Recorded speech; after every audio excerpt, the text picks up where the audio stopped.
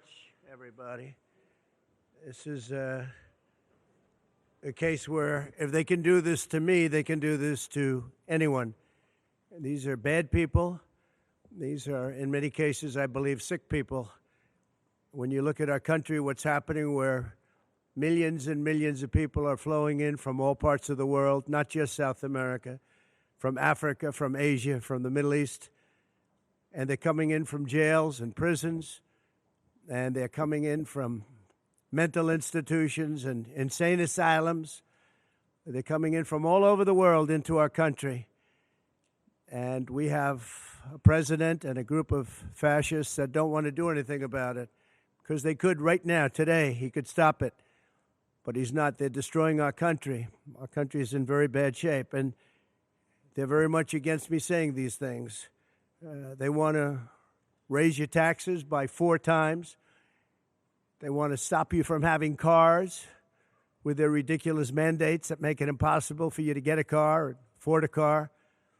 But make it very possible for China to build all of our cars.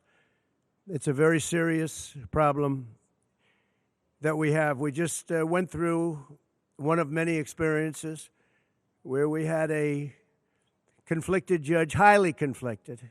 There's never been a more conflicted judge. Now, I'm under a gag order, which nobody's ever been under. No presidential candidate's ever been under a gag order before. I'm under a gag order, nasty gag order, where I've had to pay thousands of dollars in penalties and fines and was threatened with jail. Think of it. I'm the leading candidate. I'm leading Biden by a lot, and I'm leading the Republicans to the point where that's over.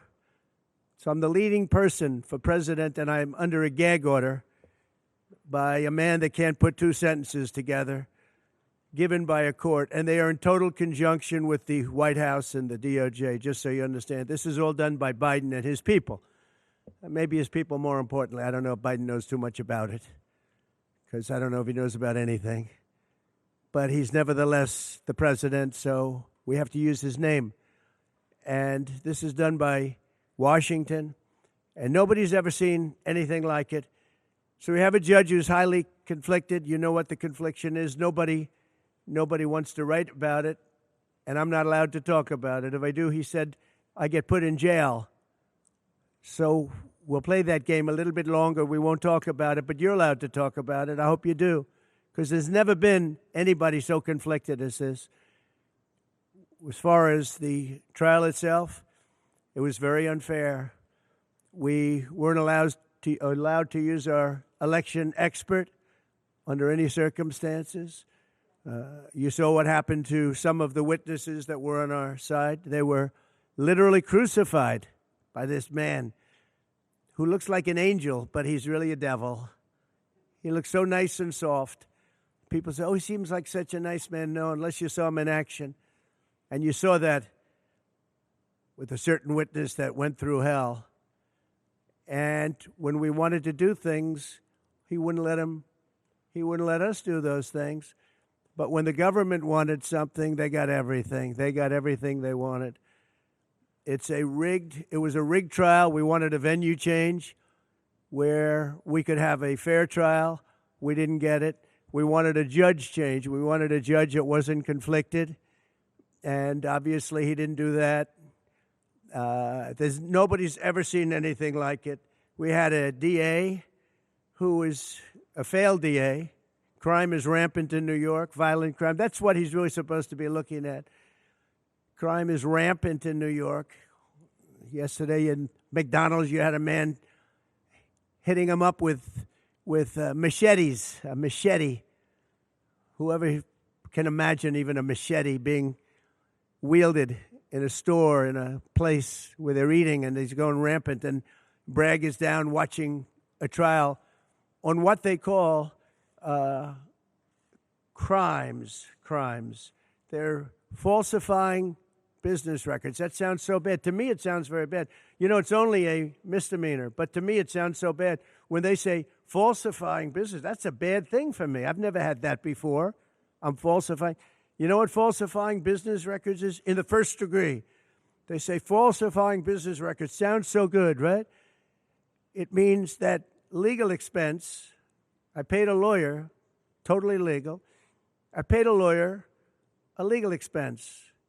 And a bookkeeper, without any knowledge from me, correctly marked it down in the books. A very professional woman, highly respected, she testified, marked it down in the books as a legal expense. So a legal expense, paid a lawyer, is a legal expense in the books.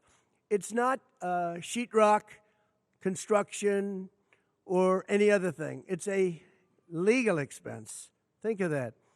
This is what the falsification of business records were. And I said, what else are you going to call it? What else are you going to call it? Now, I would have testified. I wanted to testify. The theory is you never testify, because as soon as you testify, anybody, if it were George Washington, don't testify, because they'll get you on something that you said slightly wrong, and then they sue you for perjury. But I didn't care about that. I wanted to. But the judge allowed them to go into everything that I was ever involved in, not this case, everything that I was ever involved in, which is a first. In other words, you could go into every single thing that I ever did. Was he a bad boy here? Was he a bad boy there?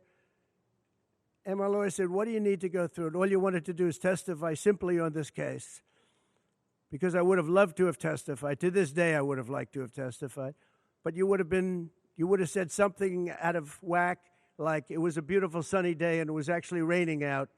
And I very much appreciate the big crowd of people outside. That's incredible what's happening.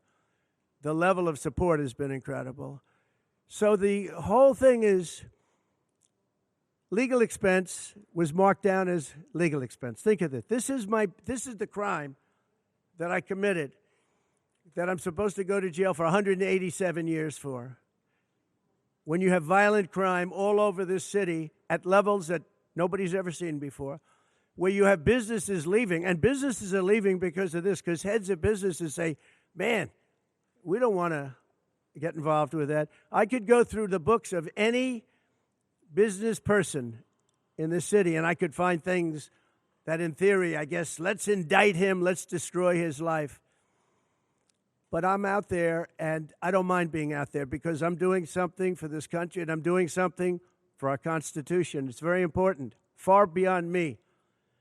And this can't be allowed to happen to other presidents. It should never be allowed to happen in the future. But this is far beyond me. This is bigger than Trump. This is bigger than me. This is bigger than my presidency. And the people understand it, because I just see a poll just came out, the Daily Mail. That was the first one, came out, was done last night right after the verdict, where I'm up 6 points. 6 points from what we already were. We were leading fairly substantially.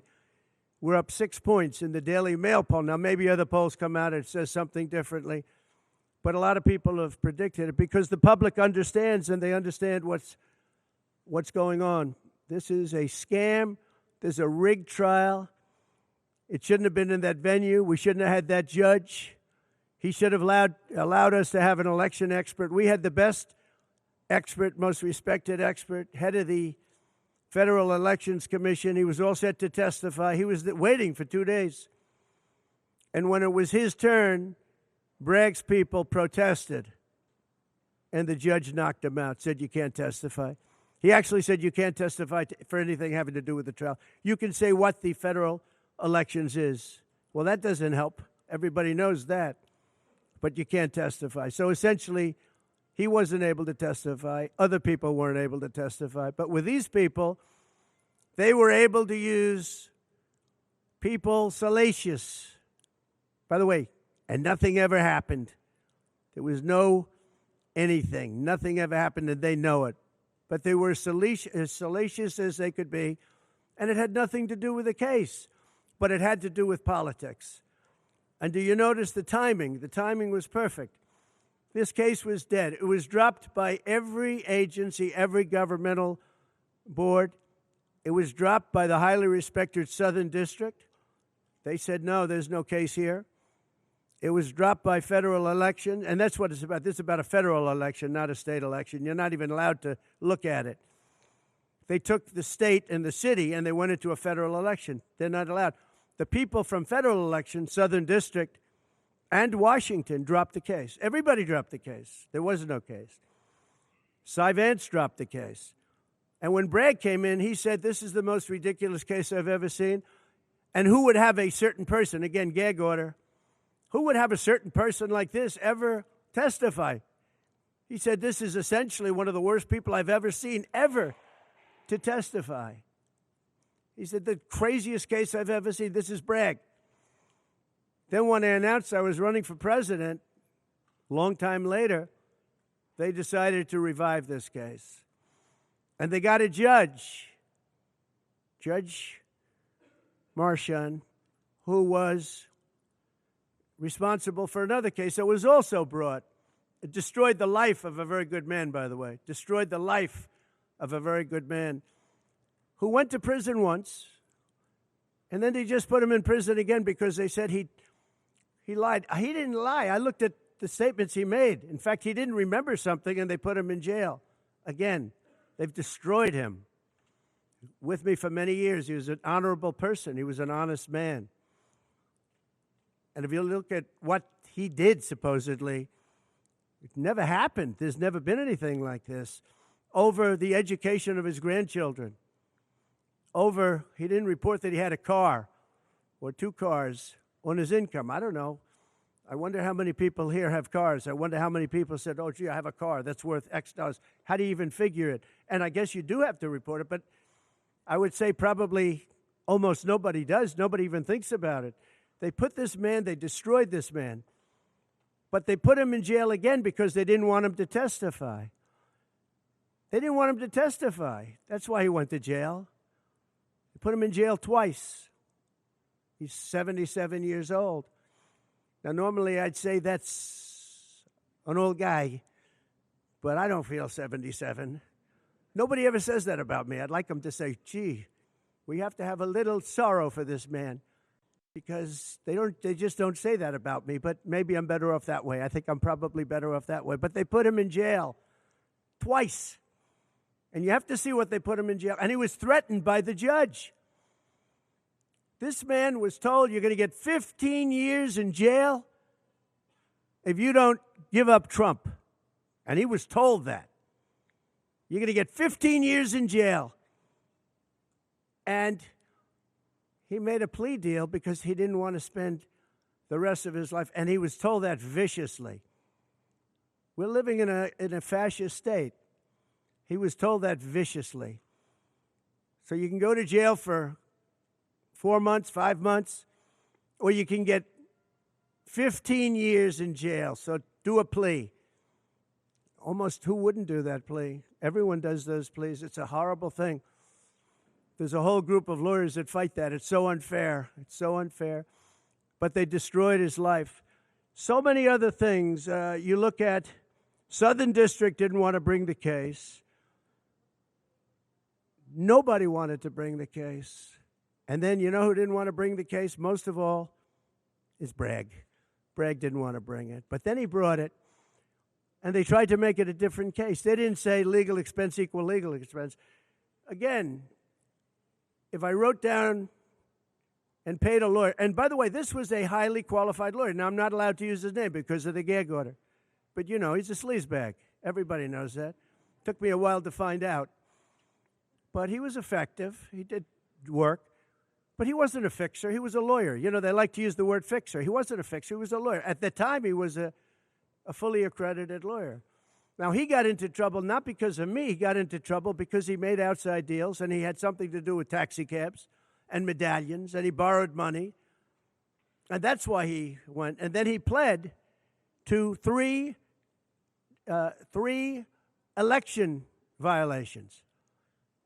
And as soon as I saw that, I said, I wonder why he did that. He pled. He took a deal. Now, he took a deal because he wanted to get off. In other words, I'll take a plea deal, and I want to get off. And he wanted to make a deal with the Southern District. And they wrote the worst report I think I've ever seen on any human being, other than the report that was written on James Comey by the Inspector General, a very great Inspector General, actually. Wrote a report that was so bad. This one was possibly worse. The Southern District, the judge didn't let us use it. He said, it's hearsay. I said, it's not hearsay. Wouldn't let us use it. This is about the man. But he got in trouble for a very simple reason, because he was involved with borrowing a lot of money, and he did something with the banks. I don't know if it's defrauded the banks, but something happened. You guys know what it is. And then in addition to that, he gave up on three things where he wasn't guilty. In fact, they were going to testify in that. The head of the FEC, the Brad Smith, the election expert, #1 rated in the country, was going to testify. He took a plea on three things. He just added them in because that gave him more bargaining power with respect to me. But the three things that he pled on, having to do with the election and having to do essentially a little bit with me, they weren't crimes. They weren't crimes. Nor is paying money under an NDA. So we have an NDA, non-disclosure agreement. It's a big deal, a non-disclosure agreement. Totally honorable, totally good, totally accepted. Everybody has them. Every company has non-disclosure agreements. But the press called it slush fund and all sorts of other things. Hush money, hush money. It's not hush money. It's called a non-disclosure agreement. And most of the people in this room have a non-disclosure agreement with their company. It's a disgrace. So it's not hush money. It's a non-disclosure agreement, totally legal, totally common. Everyone has it. And what happened is he signed a non-disclosure agreement with this person, I guess other people, but it's totally honest. You're allowed to make the payment. You don't have to make it. You can make it any way you want. It's a non-disclosure agreement. And he signed that. And there was nothing wrong with signing it. And this should have been a non-case. And everybody said it was a non-case, including Bragg. Bragg said, until I ran for office. And then they saw the polls. I was leading the Republicans. I was leading the Democrats. I was leading everybody. And all of a sudden, they brought it back. It's a very sad thing that's happening in our country.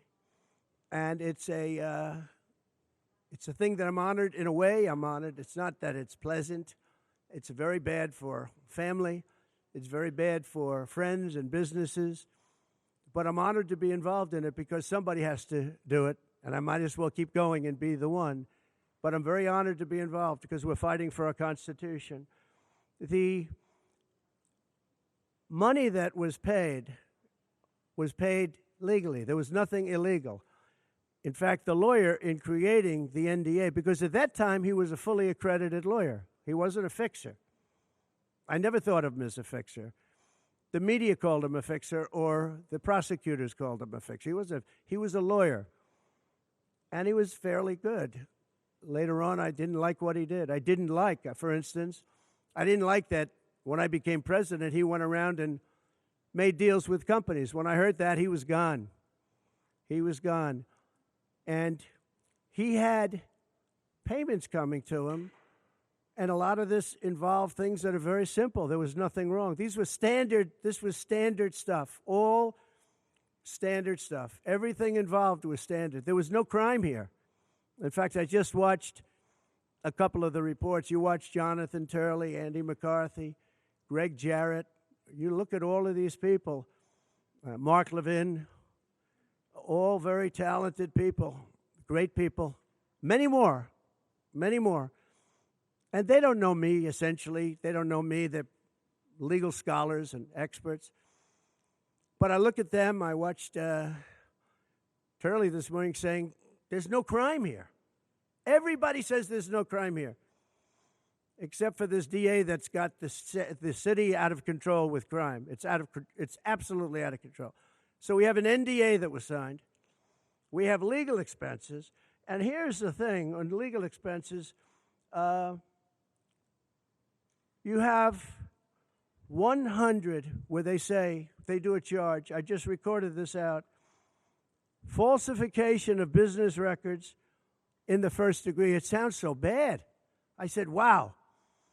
And even my own lawyers, I get very upset with them because they don't say what it is. They say, well, falsification of legal records is only a felony. Well, that's a lot. It's only they say a misdemeanor. But they try and bring it up to a felony if there's two crimes. They have all these different things. The other thing is they miss the statute of limitations by a lot. because this was very old. They could have brought this 7 years ago instead of bringing it right in the middle of the election. So they missed the statute of limitations. They did everything.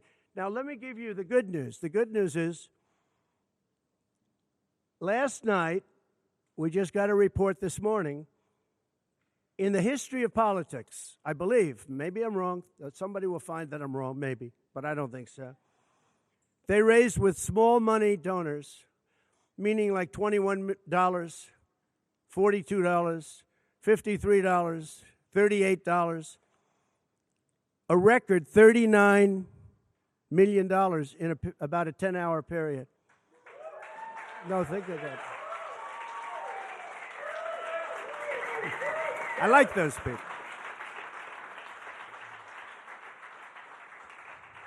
Because so far, I guess it's backfiring. Now, I don't know. I'd rather not have it happen. I don't want to have it backfiring. I don't want to win this thing legitimately, not because they were stupid and did things that they shouldn't be doing. They shouldn't have brought this case. They were saying it this morning. This is a case that should not have been brought. I watched Andy McCarthy say this is a case that should not have been brought. And that was this morning. But they all say that. Every legal scholar has said it. And these are great people. They really understand the law. The other thing, a poll just came out. The first poll, I don't know, maybe others will be bad. But a poll just came out a little while ago. The Daily Mail. Does anybody read the Daily Mail? It's very good. They have a good poll. At least I like it today. And the Daily Mail just came out with a poll, and it has Trump up 6 points in the last 12 hours. 6 points. 6 points since this happened. Who thought this could happen? Because the people of our country know it's a hoax. They know it's a hoax. They get it. You know, they're really smart, and it's really something. So we're going to be appealing this scam. We're going to be appealing it on many different things. He wouldn't allow us to have witnesses. He wouldn't allow us to talk. He wouldn't allow us to do anything. The judge was a tyrant. And you got to see that with Bob Costello, a fine man. I've never seen anything like it, and neither has anybody that was in that courthouse, where he demanded that the courthouse be cleared. Now, the good news is most of the people in the courthouse were the media. And anybody that was in the media, if you're fair, you'll say, wow, that was anger. That was crazed. He was crazed. And the reason that Bob Costello acted a little bit upset, which I think he has a right to, was that every question he was being asked was being objected to by the other side and sustained by the judge. Sustained. I think he did it many times. I don't know what the number, many times. Even I was sitting there saying, and these were basic questions. And I never saw anybody treated that way by a judge. And I've been treated very badly by two other judges also, because it's all the same thing. And it all comes out of the White House. Crooked Joe Biden, the worst president in the history of our country. He's the worst president in the history of our country. The most incompetent.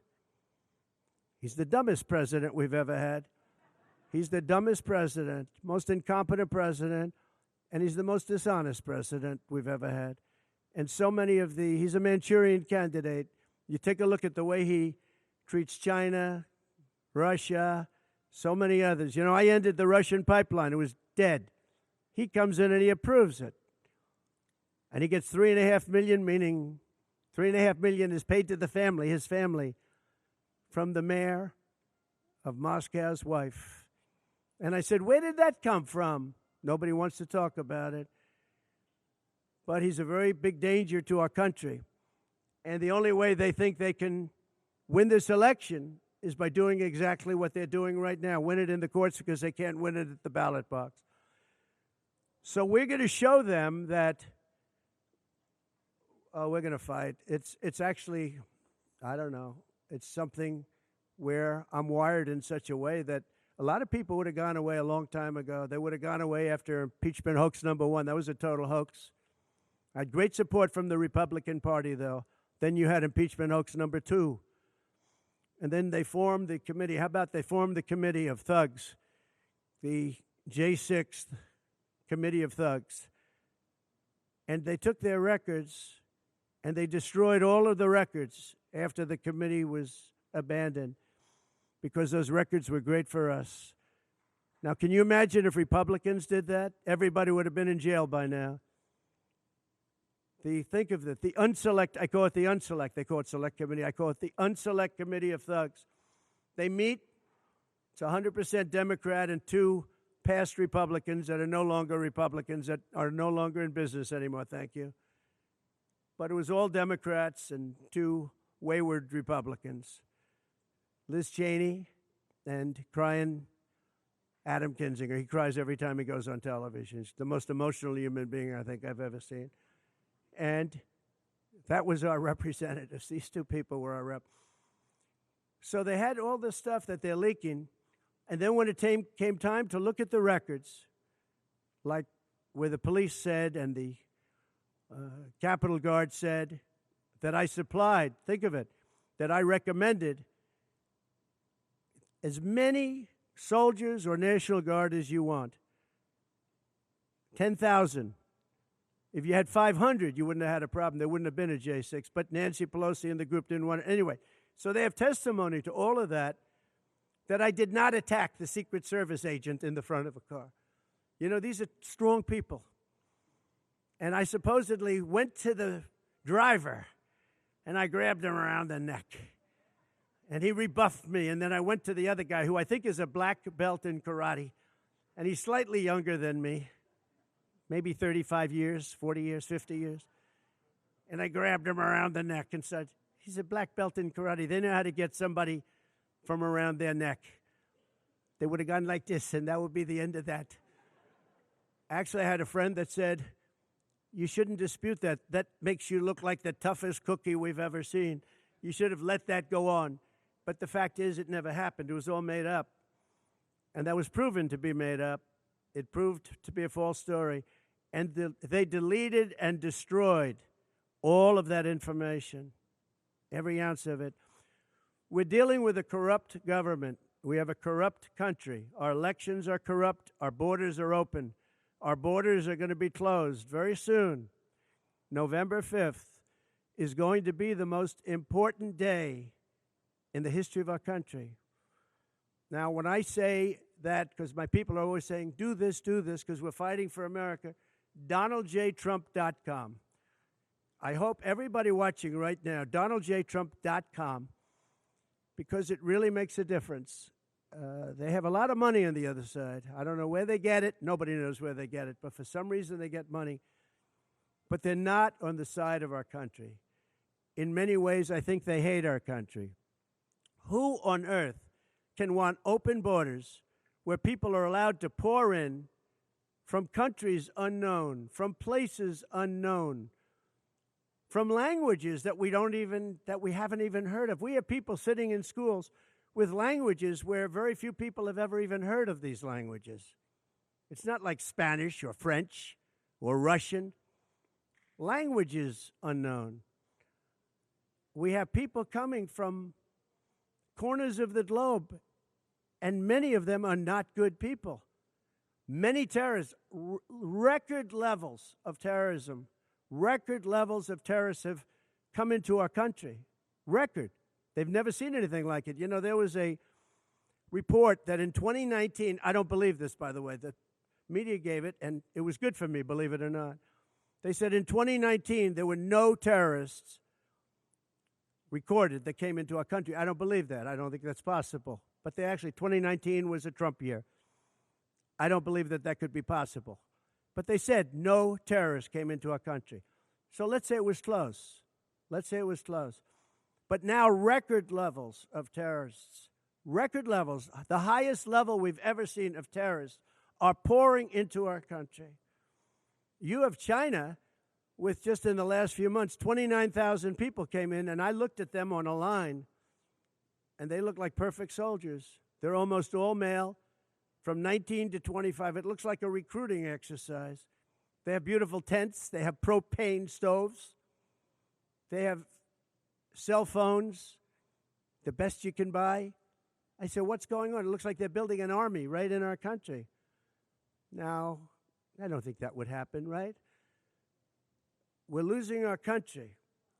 And I really think that this is an event, what took place yesterday with this judge. Look, we have conflicted, but he's a crooked judge, and you'll understand that. And I say that knowing that it's very dangerous for me to say that, and I don't mind, because I'm willing to do whatever I have to do to save our country and to save our Constitution. I don't mind.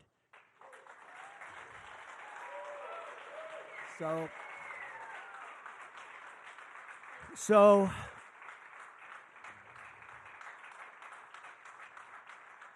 thank you.